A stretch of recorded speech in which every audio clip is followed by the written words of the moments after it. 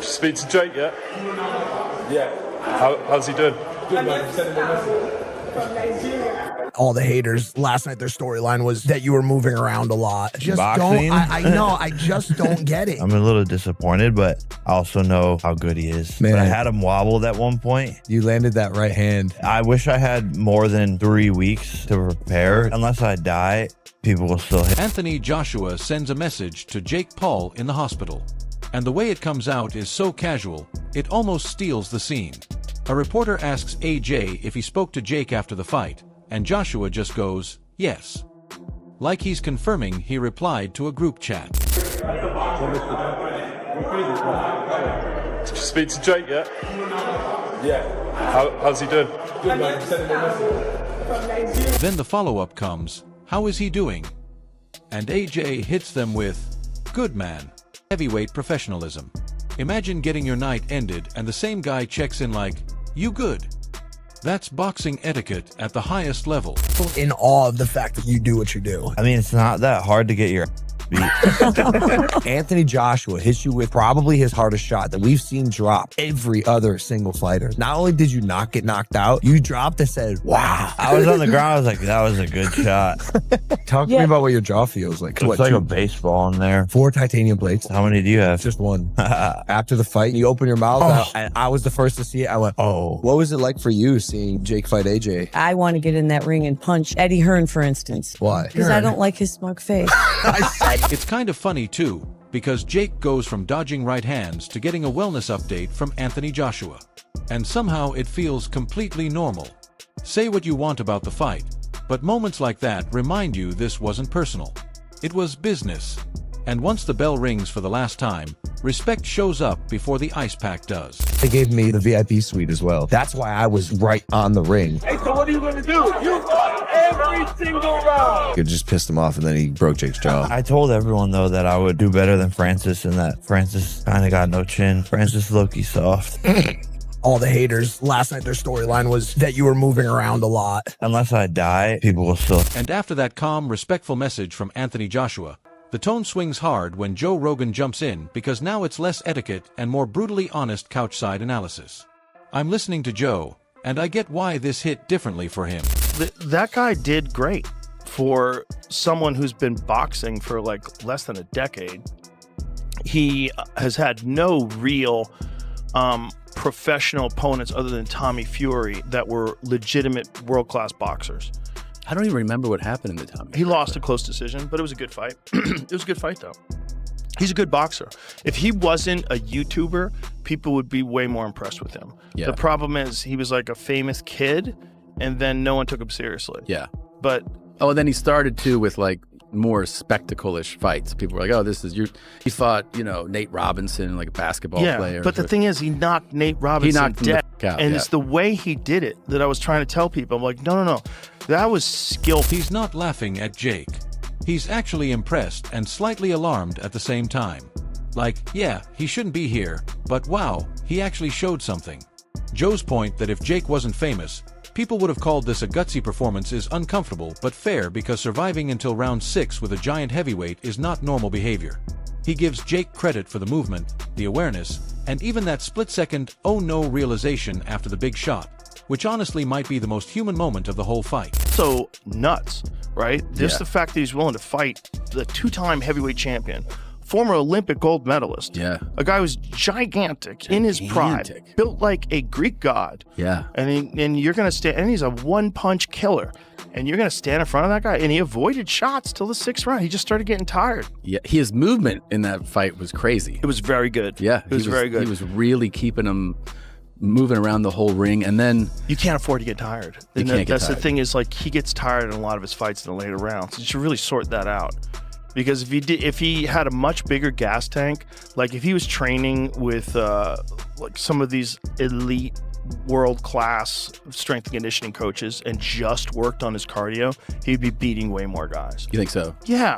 100%. But Joe also brings it back to reality real quick because cardio doesn't lie. Size doesn't lie. And heavyweight power definitely doesn't lie. You could hear it in his voice when he talks about that right hand.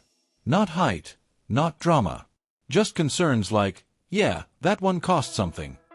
And when Joe starts talking about punch limits, long-term damage, and how one shot can take years off the clock, that's where the jokes stop and the truth sits down. This is Jake Paul. He'll be 29 and Look at that. So he's 28 years old, 29 next month.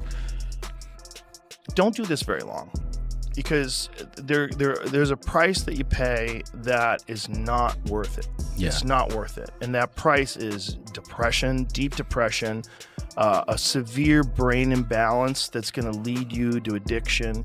It leads so many people to impulsive behavior. So many people become gambling addicts, drug addicts, alcoholics after their fighting career. Yeah. It's you could only take so much. And at a certain, like that one that he got from Joshua, ooh, you know, say if you have like a punch card, you have like so many punch that you can get in your life, which I believe you do. I believe there's a certain number. That one was like 10 punches. Yeah. That was like, there was a lot of concussions in that one punch. Sure. That was real damage. Like if someone's breaking your jaw in 2 places, the inside of your fucking head there's a lot of damage going on in there. So, while some people are celebrating and others are roasting, Rogan's basically saying, look, respect the courage, respect the attempt. But don't get addicted to testing gravity, because eventually gravity wins. And if you're watching this thinking it's all entertainment, Joe reminds you real quick, those punches don't know what a Netflix deal is. Enough has been made of the fact that, I mean, it was absolutely devastating. But the fact that he had awareness immediately to go like he looked at the crowd like, oh, shit. Like, wow. He goes, it wasn't like, cracked. I think he went into that fight knowing that was probably going to happen. Yeah. And ultimately, the big win for him would be that he was even willing to do it and that he could do well for a little bit. Yeah. And then eventually just deal with the fact that Anthony Joshua is going to connect with a bomb. Yeah. And breaks his jaw in 2 places. Yeah. And right after Joe finishes that respect the courage but fear the consequences sermon, we slide straight into Max Kellerman and crew, turning the whole thing into a full-blown round debate. Because now it's not just about what happened, it's about what it means. I'm watching this and laughing because Max is basically saying, listen, call Jake whatever you want, but if you last 6 rounds with Anthony Joshua, you're either brave, slightly unhinged, or both. And honestly, Jake checked all the boxes. Either way, I know it was a lot like William Skull and Canelo Alvarez, where Skull was kind of outlanding Canelo upstairs, but there was nothing on the shots. But the fact is, actually, Jake Paul landed more clean punches to the head than Anthony Joshua did before the end of the fight. What he did was amazing. Yes. And guys, he also did something else by taking this fight. What Jake did was retroactively justify fighting a guy like Tank Davis, or even trying to make that fight, because what Jake is demonstrating here is, okay, everybody, you're accusing me of having to fight an ancient Mike Tyson or a tiny Tank Davis or an old MMA fighter. I'm really thinking about how to make a global event that people are interested in. You've got Malik Scott riding hard for Jake, calling him a legitimate boxer, while others are looking at AJ sideways like, bro, why did this take so long? And that's where it gets spicy, because half the table is impressed with Jake's movement and survival instincts, and the other half is quietly wondering if AJ just showed a little wear and tear at the worst possible time. The funniest part is how everyone agrees on one thing without saying it directly. This fight broke brains. Ding, ding. He gets in the ring, and I don't care what you say, he made Anthony Joshua miss by a mile, throwing wild hooks. He was missing, he was running. For you to be so experienced, Anthony Joshua, I didn't see you setting him no punches, cutting the ring off, none of that. If Jake Paul does not get tired, I think he finishes the fight. I don't think he finishes. Part of the reason he's getting tired is Anthony Joshua hitting him in the arms and the body. All I'm saying is that he ran well enough for me. And another thing is, you talk about the clean shots. If you really watch the fight, Jake Paul landed landed more cleaner shots than Anthony Joshua. Jake running for survival somehow becomes proof of intelligence. AJ winning by knockout somehow sparks disappointment. And we're all sitting here like, only in boxing does this make sense. I love how Max frames it, too. Jake lives in his own imagination. And sometimes that imagination carries you way further than logic says it should, until heavyweight reality taps you on the shoulder. So you walk away from this not knowing whether to praise Jake, question AJ, or side-eye the entire sport for even allowing the conversation. And honestly, that confusion is exactly why we're still talking about it. You tell me, did this make Jake look tougher, AJ look human, or boxing look weirdly addicted to chaos? Jake Paul is not allowing the ideas of others to affect what he thinks he can do. Big facts. He's not allowing reality to affect what he thinks he can do. He's not putting limitations on himself. He lives in his own delusion. And it's there are novels written about this, right? Don Quixote, or, And right after Max and the panel finished turning AJ's performance into a philosophy class on age pressure and expectations, the camera cuts, and suddenly Michael Bisping storms in like the guy who actually read the warning label on the sport. I'm watching this thinking, yeah, here comes the blunt truth wrapped in dry humor. Bisping admits he got fooled by the AI hospital photos at first, laughs it off, then immediately pivots to the real point. Boxing is not a game you dabble in for content. And he's right. Whether the image was fake or not, the damage wasn't. Broken jaw, surgery, plates in the face. That part isn't AI-generated drama. That's heavyweight reality. What makes it hit is how calmly he says it. Like, look, I'm not jealous. I'm not hating. I've been in there. I've been knocked out. I've done this. That's not clickbait outrage.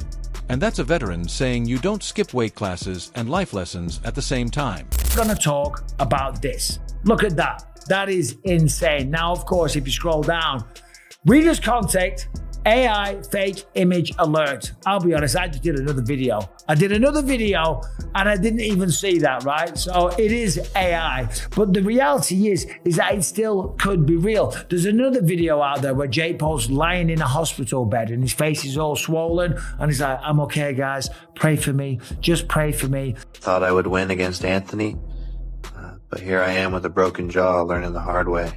I'll heal, and I'll be back. And no doubt that'll be AI as well. So I fell for it, okay? I'm a boomer, whatever you want to call me, okay? Listen, right? The man had his jaw broken by Anthony Joshua. He had to have teeth removed. He had surgery, okay? Apparently he's going to have a couple of plates in his face. So forgive me if I fell for the AI image where his face is swollen. He even gives Jake credit for surviving. But survival isn't the same as competing. And running 5 miles inside a 22-foot ring doesn't suddenly rewrite the sport. You can hear it between the lines.